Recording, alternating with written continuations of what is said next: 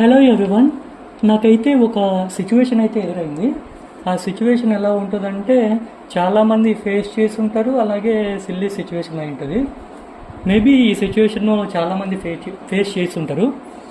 మా ఊరి పేరు జమ్మలమడుగు.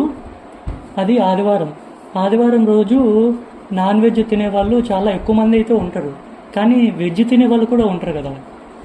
నాకు ఒక ఎదురైన సిచ్యువేషన్ ఏంటంటే, ఆదివారం రోజు మా ఇంట్లో మటన్ అయితే తీసుకొచ్చుకున్నారు. నాకు మటన్ తిని అలవాట్లేదు.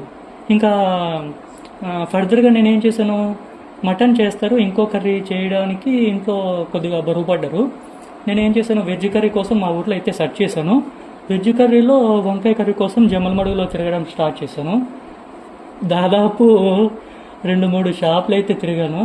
నాకైతే వంకాయ కర్రీ ఎక్కడా దొరకలేదు. మేబీ ఆదివారం పూట జమ్మలమడుగులో వంకాయ కర్రీ అమ్మడం అనేది ఒక మంచి ఐడియానేమో. ఎందుకంటే నాన్ వెజ్ తినే వాళ్ళు ఆదివారం పూట ఎక్కువగా ఉన్నా వెజ్ తినే వాళ్ళు కూడా చాలామంది ఉంటారు. ఎందుకంటే కలర్ రైస్ అట్లాంటివి చేస్తూ ఉంటారు కదా.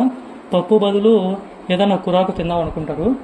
ఆదివారం పూట జమ్మలమడుగులో వంకాయ కర్రీ అమ్మడం అనేది ఒక మంచి ఐడియా.